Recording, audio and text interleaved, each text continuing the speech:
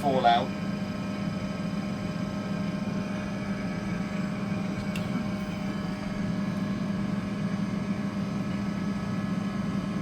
Alright, I'm ready. Okay, jolly good. Right. So, let me just, because you're quite a tall gentleman, I'm just going to move these packets back.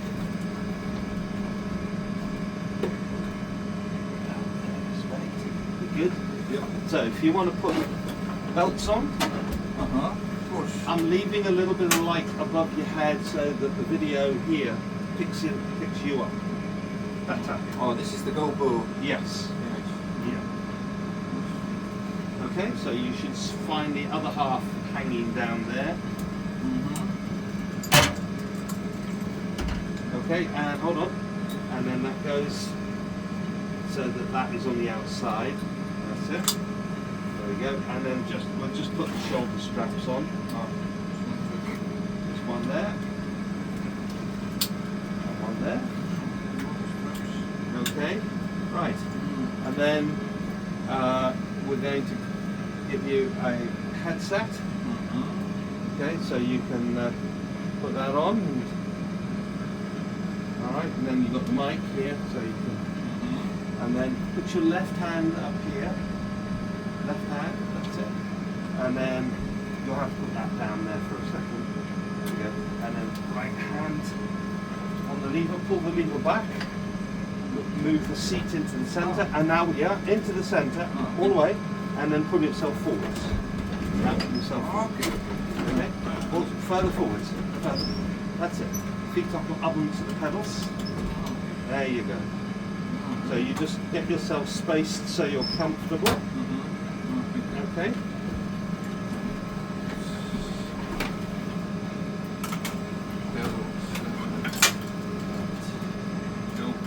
This is called yoke. Yes, that's the yoke. So many buttons. Well, We don't have enough time probably to go through all of this. it's Different clusters here. It's like radio. All is yeah, here. radio and navigation, communication, navigation. Okay, this is just patching. So depend whose radio you're going to put on. All right, and then This is throttle. yeah, and this is the old ADF system. So this is very ancient, non-directional.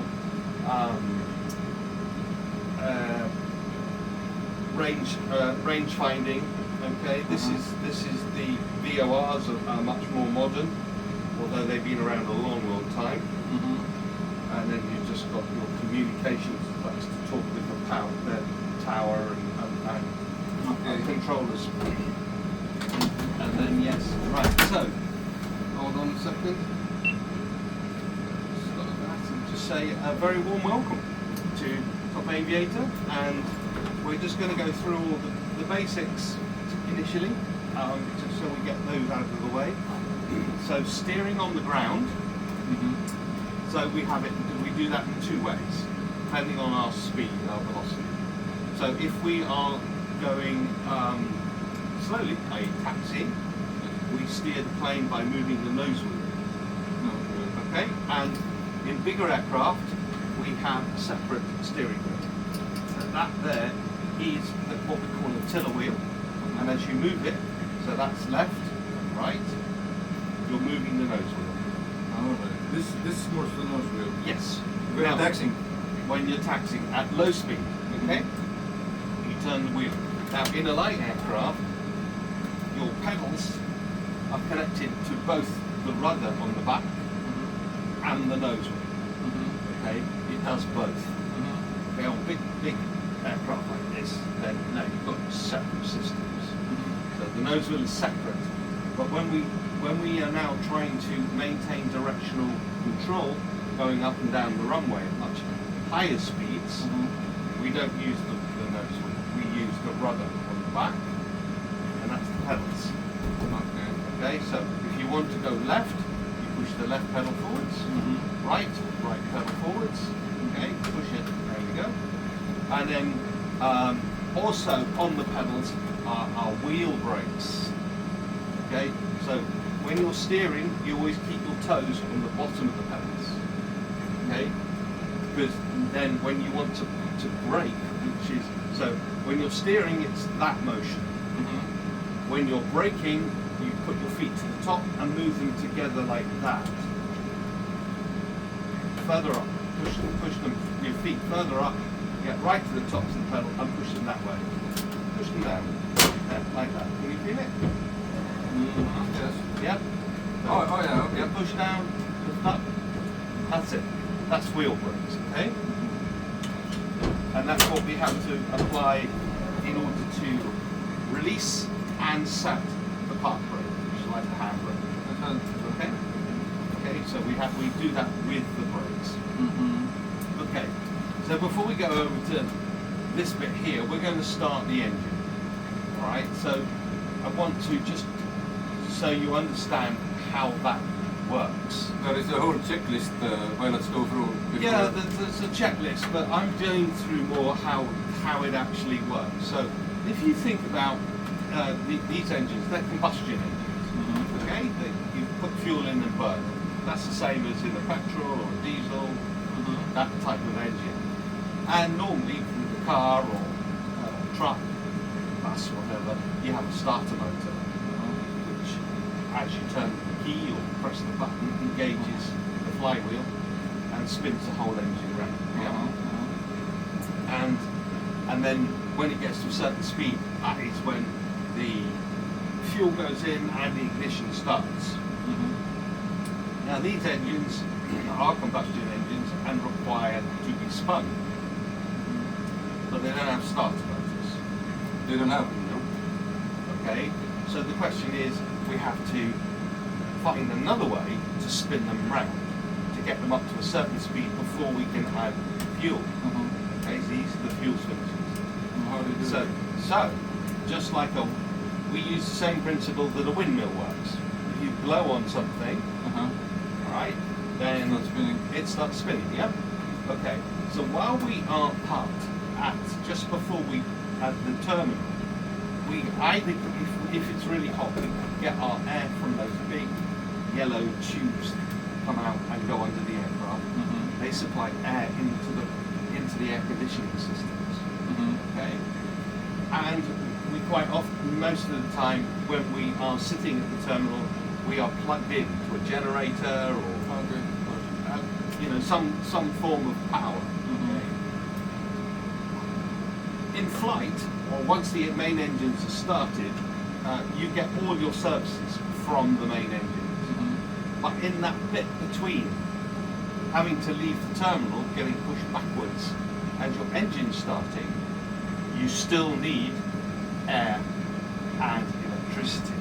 But now we have to generate it ourselves. Okay? But there is no reverse here. No. Why do they push us back? So before we leave, everything has to be disconnected. Okay? And if we didn't have any other form of electricity, then what would happen is that everything would go dark. Okay, everything goes off.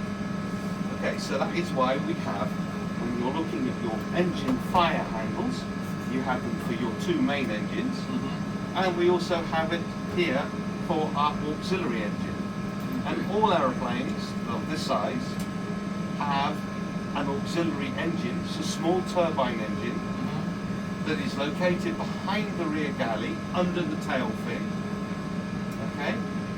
And in that space, that engine drives generators and compressors. Okay? So when we're moving backwards, we're getting our electricity and air from our auxiliary engine, which is located right at the back of the plane. Okay? So at the moment, the auxiliary engine is not on. Okay?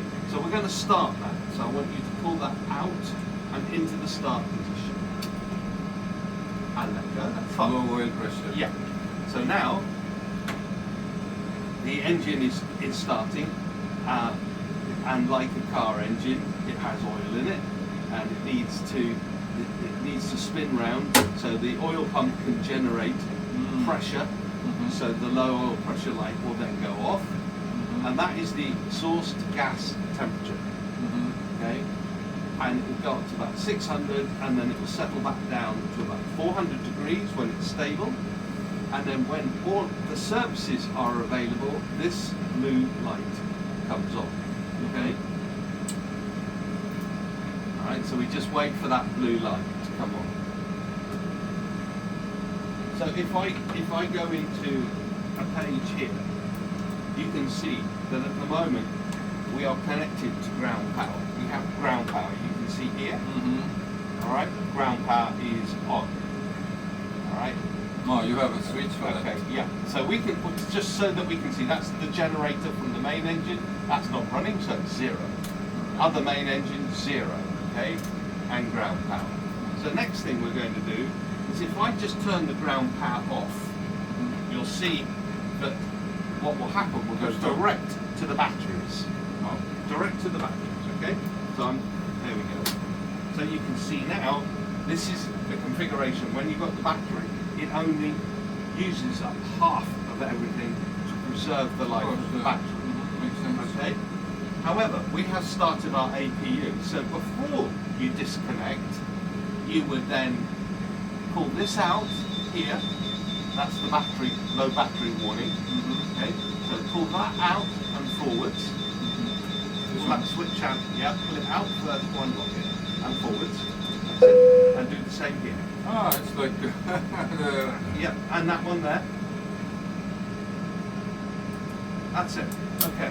So now, if we look at ground power, nothing. We've turned it off. We look at the APU, the auxiliary engine. Here's our generator. Okay. And if we turn get the plugs removed, we'd have those big hoses removed from under the plane, so the air conditioning would go off. Okay.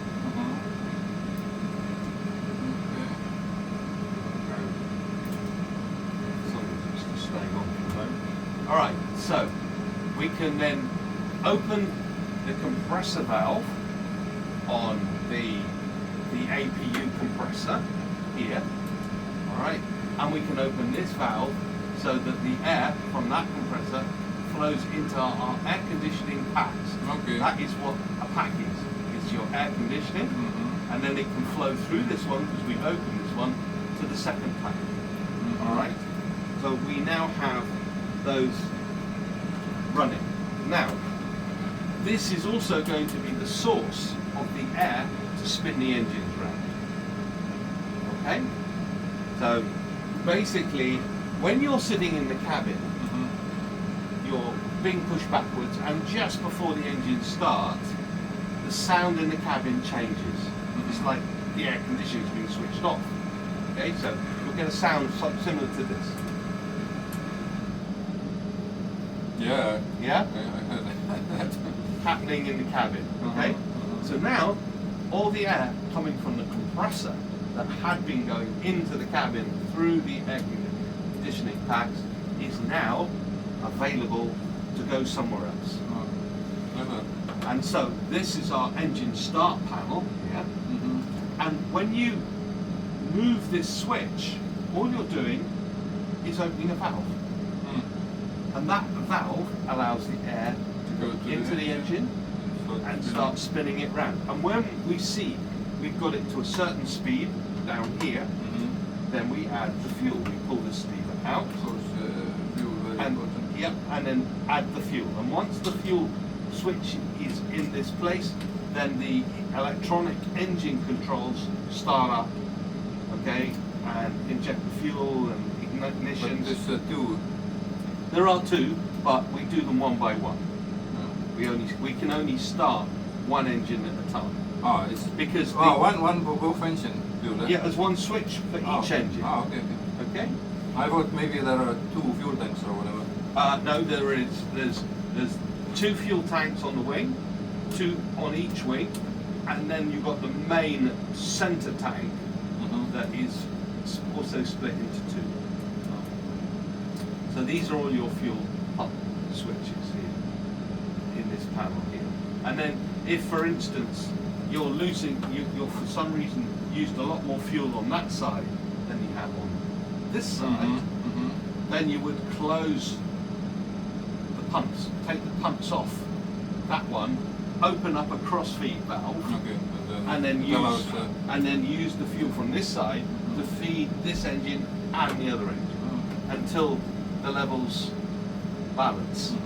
Okay, and once you get here, you'll see, because if I've got a much lower number here, it will have a word, it will say imbalance.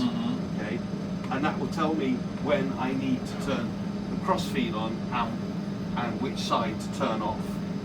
Okay, so because when you come into land, you want to make sure that you're quite well balanced. Absolutely. Okay, so that is what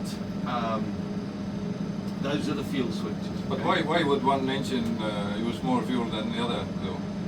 Does it? Normally, in normal circumstances, Yeah, exactly. not a tiny bit, maybe, maybe a little bit more fuel, but you can then control that yourself to get it the same. You've got your fuel flow here, and you can see, and then through the flight, you can see how much you've used, because before you go, you'll have a fuel plan. So you'll know how much fuel at certain distances you expect to have used.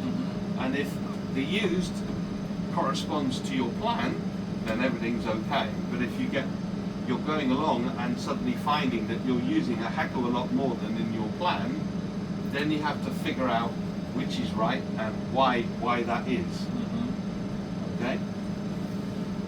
Good. All right. So now what we're going to do is we're going to start the engine.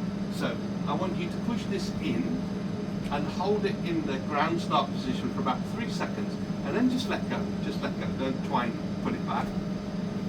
That's 1, 2, 3, and let go. Good. So That's the air going in. All right. Now you can see it spinning round. Yeah. Oh, engine is spinning faster and faster. Yeah. Okay. Now you can put the fuel in because it's over 23%. Okay. Up we go. Now you've got positive fuel flow. Okay, oil pressure rising, low oil pressure light's gone off, and the start valve has come on because you've opened that valve, and that's telling us that the valve is now open. But before we can go, we have to make sure that that valve closes. Okay, we have to make sure it closes automatically. So 56% N2, we should expect to see that go to the off position. Okay, and the light then go off. That's gone out, and the light's gone off. Okay, just wait for that little red line to go off, and now what we have is a stable engine start. Oil pressure, oil temperature, everything within limits. This is the left engine. This is the left engine. Okay, so everything is now within limits. But now we have to start the other. Yeah. Also, So put that to the ignition to the right. Okay. Do the same, push it in and one to the left, hold it there for 2 or 3 seconds, and let go. That's fine. Okay, and when it gets over 23%, add the fuel. At the moment you can see you haven't got any fuel flow because you haven't turned it on. That's it, now you have turned it on, we have positive fuel flow. Now you can see that this is the exhaust gas temperature of the main engine, and that's now rising. Okay, again, low oil pressure light's gone off. Okay, the start valve light has come open, has come on.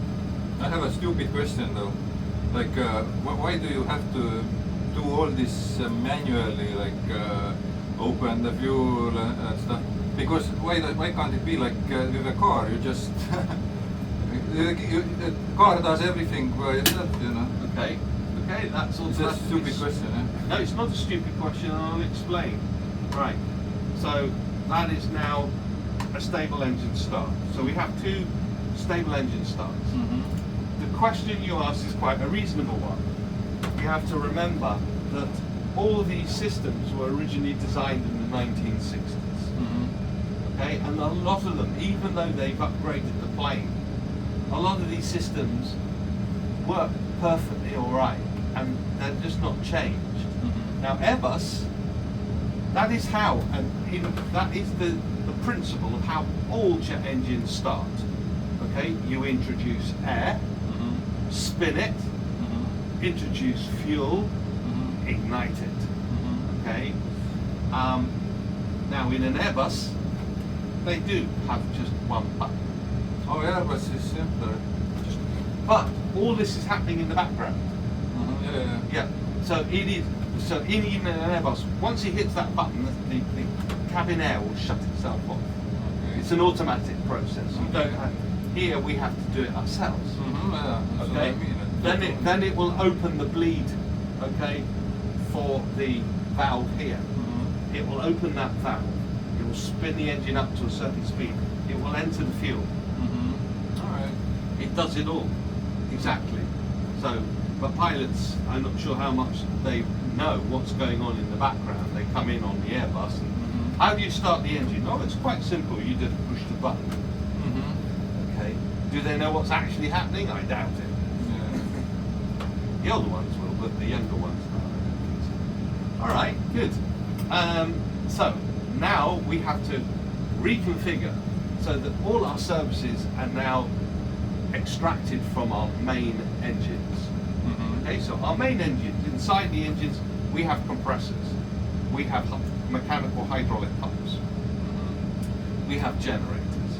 Okay? So they get the power from the engines. You mean services is like. Like an alternator on a car Or is a service. Uh-huh. Okay, air conditioning is a service. Yeah. Okay, right. So what we're going to do is now switch over so that we extract the electrical power and put it onto the main network of the aircraft. Okay, so this is engine 1's generator, Okay. and this is engine 2's generator. So they are running now, but we're just going to bring them online. Okay, so pull that out and forwards. Okay, and do the same here.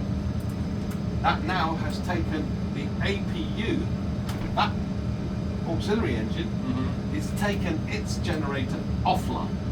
Okay. Okay, all right.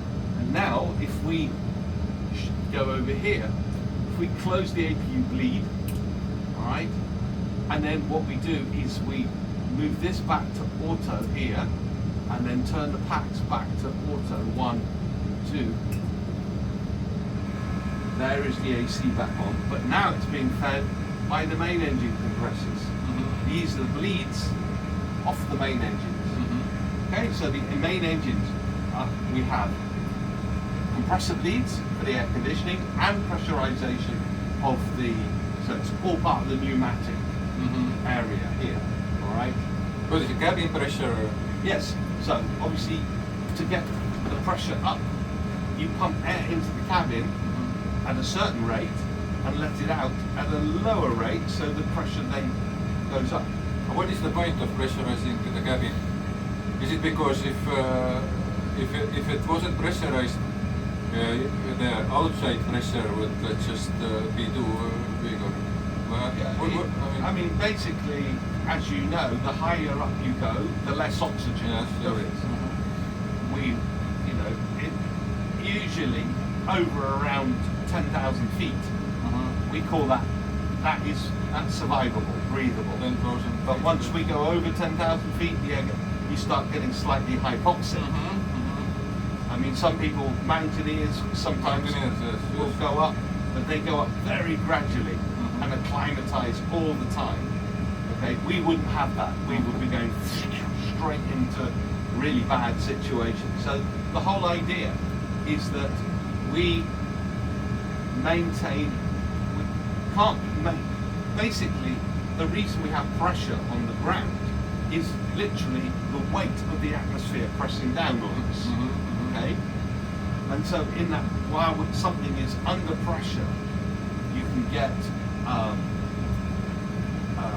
a concentration of the gases, for instance, the nitrogen and the oxygen. One of the things. But is there any extra oxygen injected into the cabin also? No.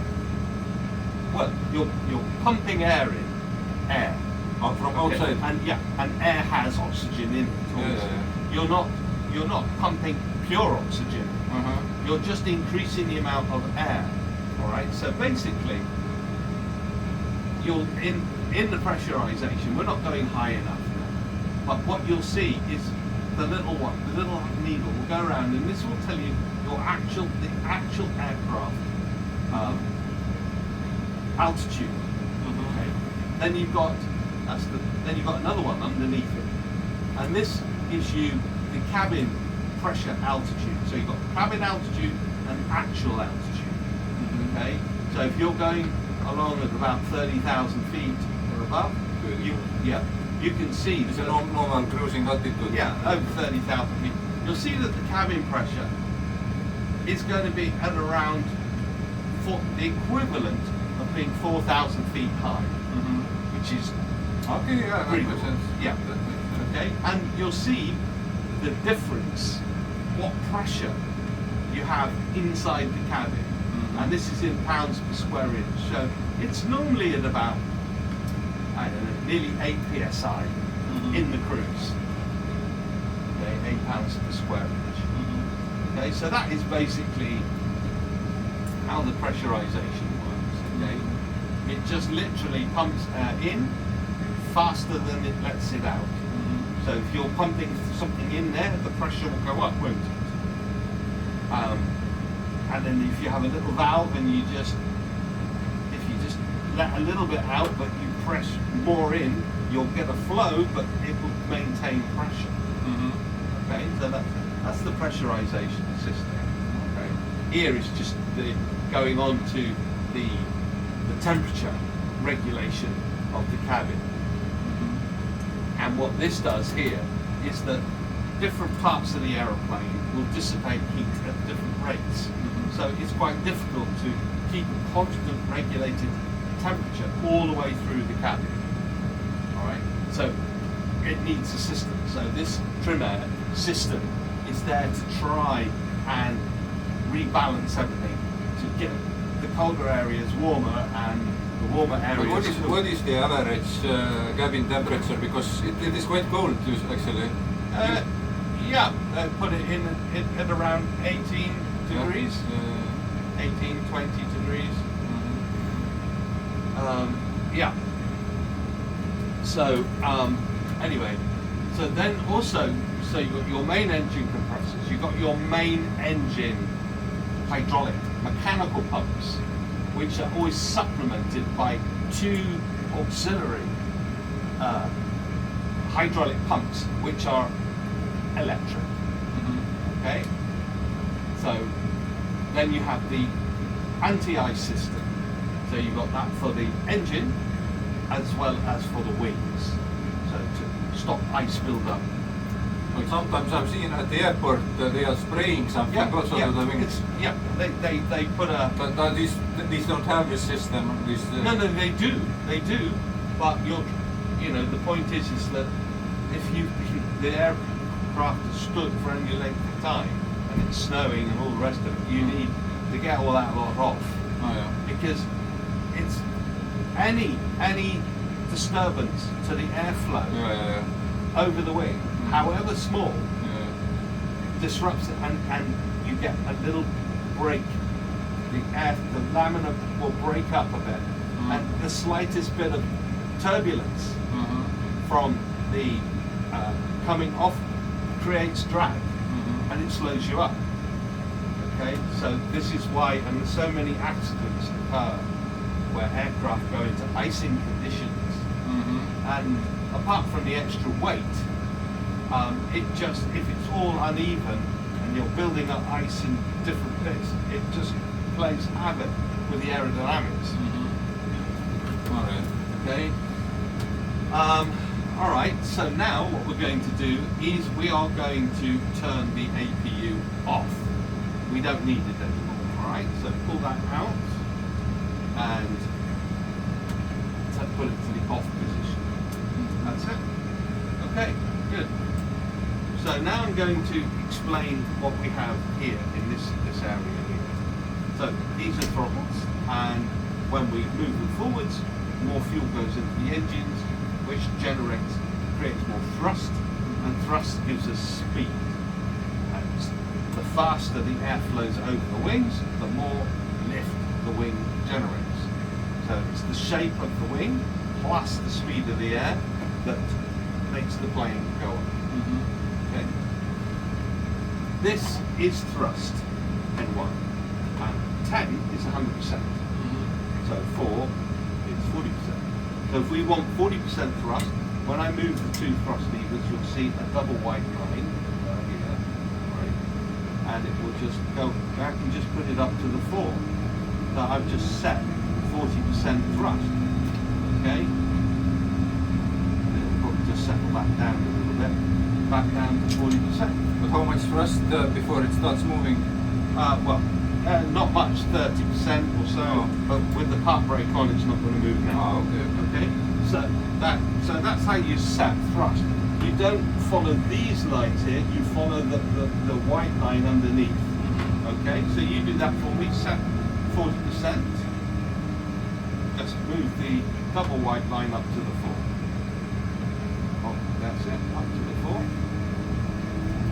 A little bit less. You've gone a little bit too far. No. Yeah, there you go. Perfect. That's it. So that's how you set thrust. Okay, close those down. These here are reverse thrust. So you're going to be using these when we land. Okay? Oh yeah. And stop. So basically, it reverses the.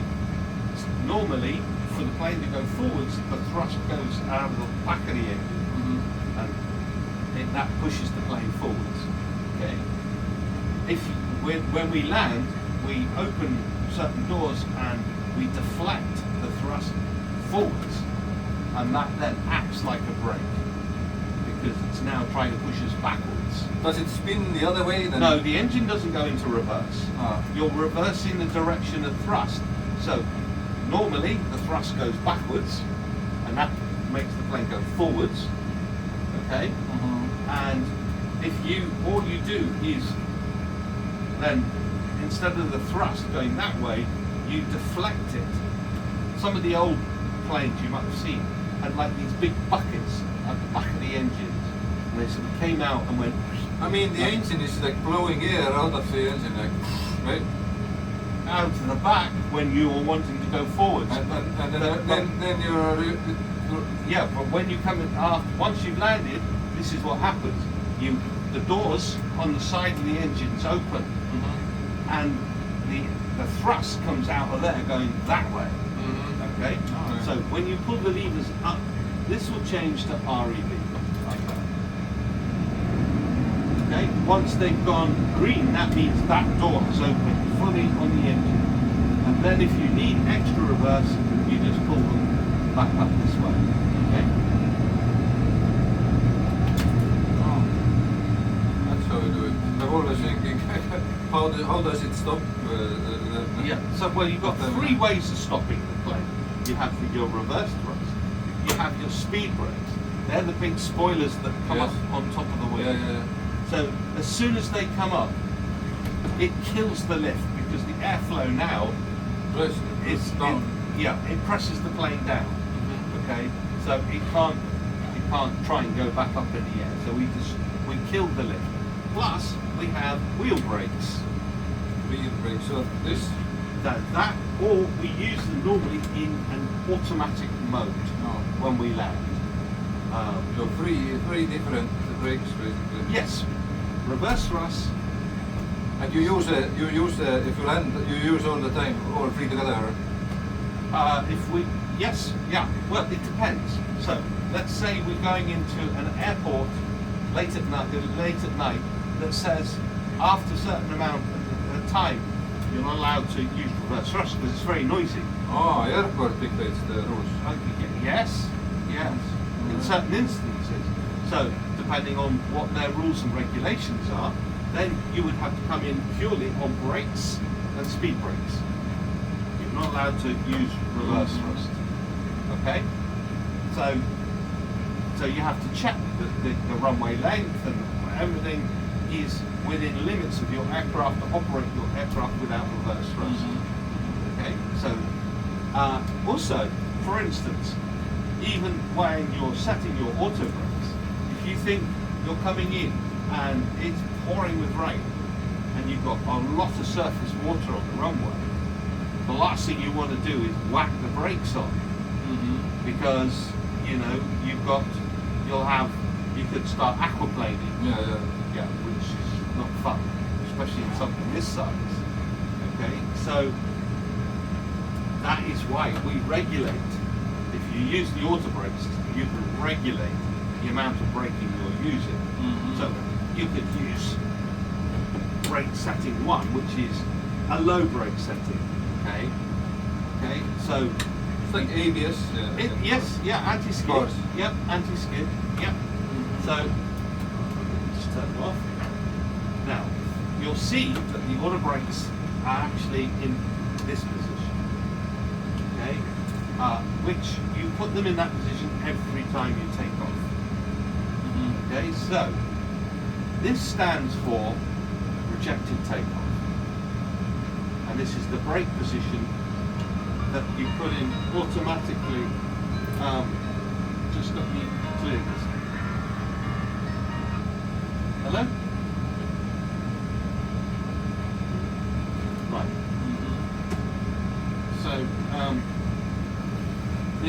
So what happens is that when we put in input all the variables on the aircraft. So for instance, here we're talking about how much fuel have we got? We've got 7 tons of fuel. What is the zero fuel weight? I.e. the weight of the aircraft with everything else, passengers, luggage, baggage, food, crew, everything added together without the fuel. And then you have that calculation. You add the two together and then we have a gross weight. Okay? And then how much are we going to use for reserve? How economically are we going to be running the aircraft? And then we go into other things here. What is the outside But air? you don't know how much the people weigh who No, come on board, because it's an assumed. maybe there are some bad people. Yeah, well that's true. And Takes more fuel. over the years, the average that is used for the weight of it has been increasing because there was an Like if accident. you're flying in America. Yeah, well, that's exactly what happened in America. They hadn't updated that rule for a long time, and this aircraft took off, was totally out of balance. Yeah. The pilots couldn't get the nose down, Wow. and it just went up, and then it winged over, stalled, and smashed into a hangar. And that was basically down to the fact there was too much weight in the aircraft in the wrong position. So after that accident, then they started looking at weight distribution, how much actual weight, what the average weight of a person is. It's gone up, not just in America but everywhere. So you put all that in there. You also have to know the temperature and the air density, okay? Because we need to know how much. If the air is very cold, it's dense. Okay, you get a lot of everything's compacted. Okay, it's a bit like water and ice. But then when it goes to the liquid phase, it takes up more volume, and then once it goes into the gas stage, vapor stage, then it goes. It's a different phase altogether. So when we know that the air is cold, we have higher units of volume per weight of air of oxygen. But when it gets hot, it's less dense. So our unit volume per whatever of air of oxygen is actually lower. Okay, and then obviously the pressure of the atmosphere is very down because that changes. You've probably seen weather charts coming through, low pressure areas, high pressure areas. All this goes into this computer to give us, it then calculates the correct speeds we need to go at. All right. So when we go in here, it generates a set of speeds. So you've got your V1, VR, V2 speeds. Okay. What does it mean? So V1 is basically the point at which you cannot stop on the runway if there is a failure or a fault. There isn't enough runway left, basically. So once you hit that V1 speed, that's it, you're committed, you have to take off. It doesn't matter if an engine explodes at exactly that moment, you've got to go. But what do you, V1 is how many kilometers per hour? Well, how do you? Well, it's knots, 131 knots. Knots, okay. 131. I have to go. 31 knots, so it's about 260 kilometers. But what is the speed to take off? Should be. Well, it depends on how heavy the aircraft is. The heavier the aircraft, the higher the speed. Okay, there's not just one speed, and it depends on the atmospheric. All these conditions, as I said, you know, will alter the speeds. The temperature will alter it. The weight will alter it. All these things will alter the speeds. Okay, so that's why they're calculated for us. Then this is the rotate speed in which you start forcing the tail down to lift the nose up and pivot it around the wheels. That's called rotating, rotation. Okay, once those wings are now pointed like that, okay, that's when you're going to get your lift, increased amounts of lift. Okay, but you have to sort of like, using the elevator at the back, force the tail down, so that forces the nose up, and then the wings then come up to an angle of attack to give you lots of lift. Okay, and then V2 is if we've lost an engine at V1 or afterwards, this is the minimum speed we must maintain when flying on the one engine. Ideally, we'd like a lot more speed. Speed is our friend. Lack of speed means the plane will stop flying, and then you get a stall. Okay. All right. So this is our takeoff speed. So there is not unlimited amounts of throttle. Like if you're normally cruising, what percentage of the you are using? Like throttle is on 100 or 80? No, about 80. Between 80 and 90. Yeah. So again, if it's one engine, you may go to like 100%. Yeah, all out with one engine. Yeah, but with electronics and everything, we use engine management systems that calculate all that for us, okay, and position the throttles for us using an auto throttle system. So think of it a little bit like a cruise control in a car. You set your speed, and you know the car is going to go up and down hills, and it's going to have to give you more power and less power. And of course, if you pitch the nose up, that's going uphill. It will give you more power. If you start to descend, that's going downhill in the car. It will throttle you back. Okay?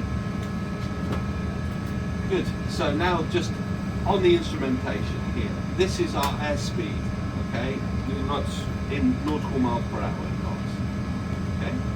And it's set at 45 to stop it flickering if you've got in very windy conditions. If it was set at 0, as soon as it detects airspeed, which is the wind basically, then it starts to flicker up and down. So a 45 knot wind is very strong, it's very high, very unusual. So you set it at 45 knots, you're not going to get that annoying flickering. This is altitude in feet. Okay, this is your vertical speed, also in feet. So if that little white line is pointing to the 1, it means you're going up at 1,000 feet per minute. If it's pointing down here, it means you're going down at 1,000 feet per minute. Okay? The Airbuses have like metrical systems or sort of the same? No, everybody works in feet. You can display metric, okay, but it's everything is done in feet. With the, all your clearances will be in feet, not meters. But if you want to know how many meters you are, you press that button there, and you'll see it displayed there. So press the meters button.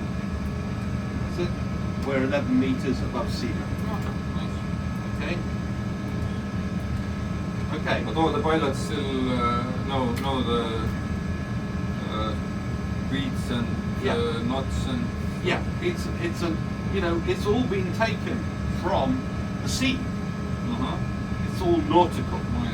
Yeah, everything has been taken from the sea. Okay, we have port, starboard, all that sort of thing. and that's the reason why we board on the left. It's how the ships used to dock.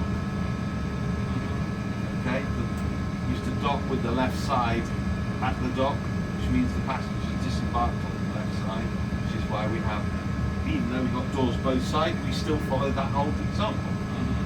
Okay? Alright, so these horizontal lines here are the angle of the nose with respect to the horizontal. Okay, the horizon. Okay? Horizon. So this is the horizon, yeah. Okay? And each line is 2.5 degrees. 2.5, 5, 7.5, 10, 12.5, 15. Okay? So when you take off, it goes like... Yeah, this will start going up here, and we normally use 15 as an initial climb out angle. 15 degrees. Okay, once we pass 1,000 feet, we lower that down to about 10 degrees. Because at 15 degrees, you probably see planes as they go like that, and then they go like that. Okay, and while they're at that angle, they're not really accelerating, but they need to accelerate in order to get the flaps up, because we always use flaps during takeoff. Okay, so they then have to put the nose down to accelerate to a speed safe. You use the flaps to give an angle, basically, to raise the nose, yeah? No. So the reason we use flaps is because principally for landing. Okay. Okay. So effectively, what's happening is that you want to get the nose down. No, nothing to do with pitch angle. Okay. This is all to do with the quantity of lift at lower speeds. Okay. So as you come into land, you're having to slow down all the time. And if you slow down too much, guess what? We lose lift and we just go boom, like that. All right. So every time we reduce the speed, we pull out a bit more flap. What is the flap doing? It's making the big wing bigger. So every time you increase the wing size, that wing will produce more lift. Okay. So as you slow down, you keep extending the wing out. Okay, and that's what the flaps do. Okay, it extends it out, creates a larger surface area. That then gives you more lift. And if you keep doing that as you slow down, then one will compensate the other, and it will still generate sufficient lift at a lower speed to remain safe. Okay, so that's the job of the flaps. Now, when we take off, we're still not going that fast. In terms of how fast the plane actually goes. So that's why you see the flaps come out just about 5 degrees normally. And that means that it will generate a little bit more lift at those lower speeds so that we can get airborne safely, generate a nice lot of lift, okay, that we require. Okay, so this is the job of the flaps. We're also going to see this wheel spinning around. Really? Okay, yeah. What is that? Right, so this is called a trim. Now, do you know anything about boats? Yeah.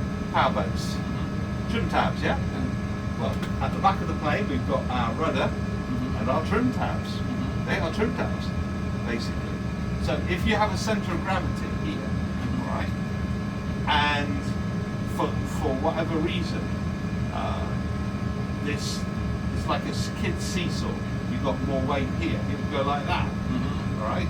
So you can either add more weight this side to bring it back, or you adjust the position of the centre of gravity.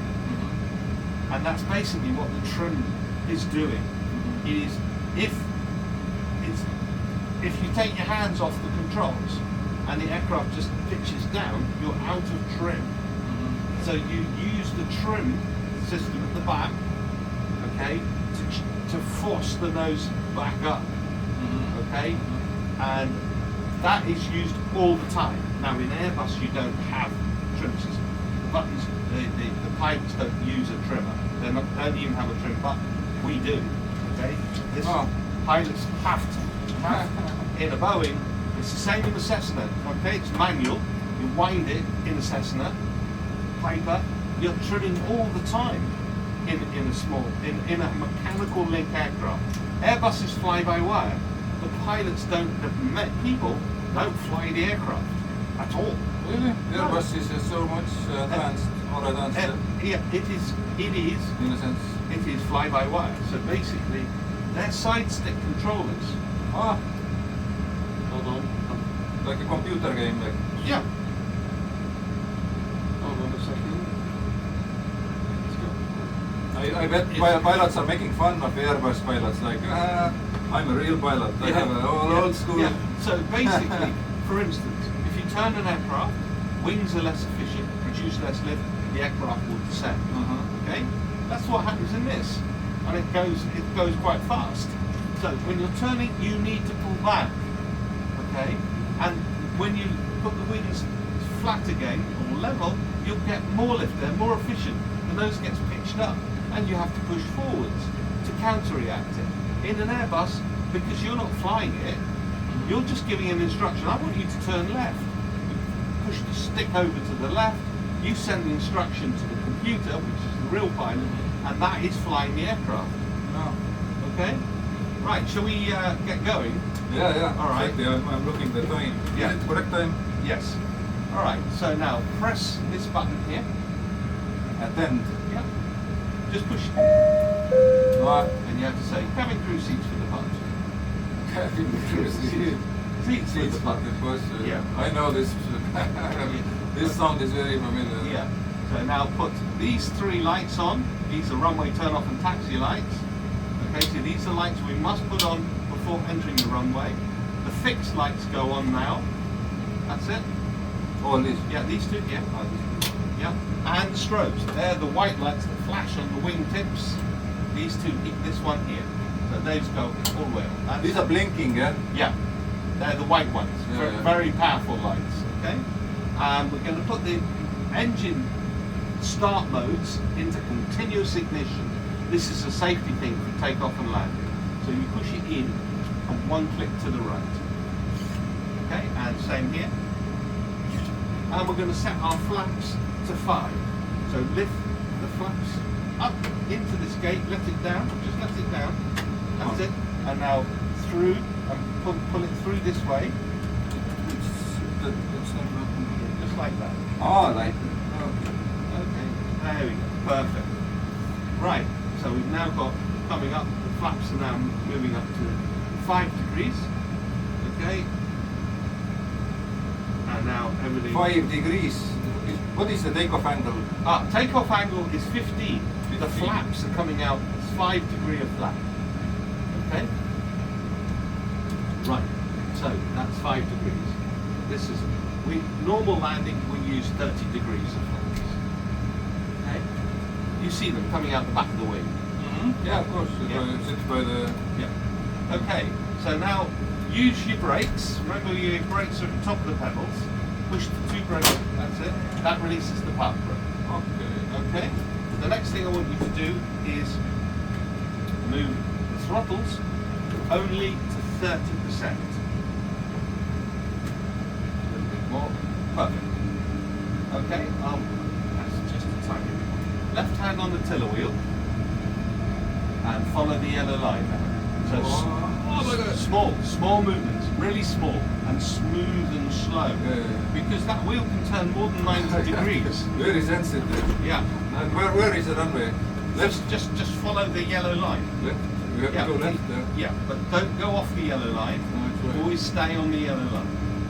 And then follow it round. To turn now, yeah. Yeah. Oh. God.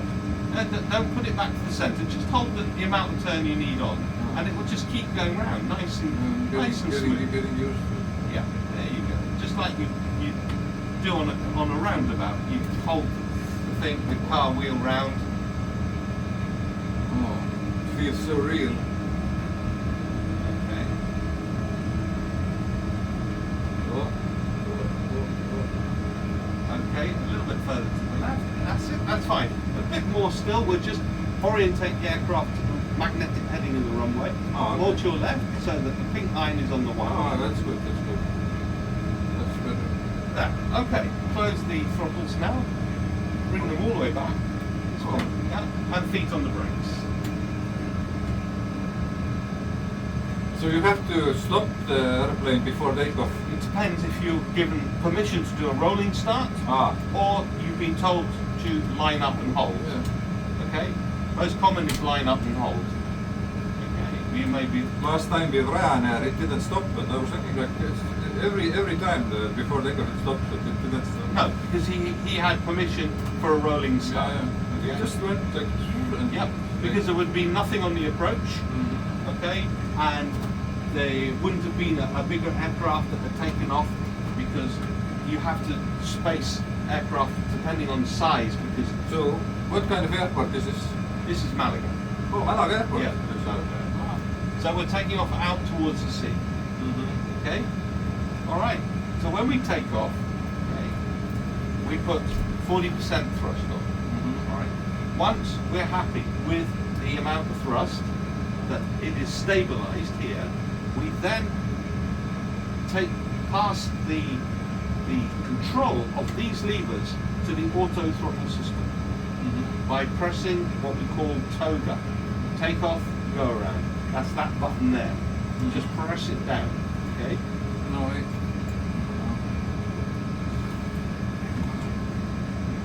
What you need to do? Can you open this? Yeah. I'm gonna Hold on. You need set my phone You need on record. You need to put the seat all the way back.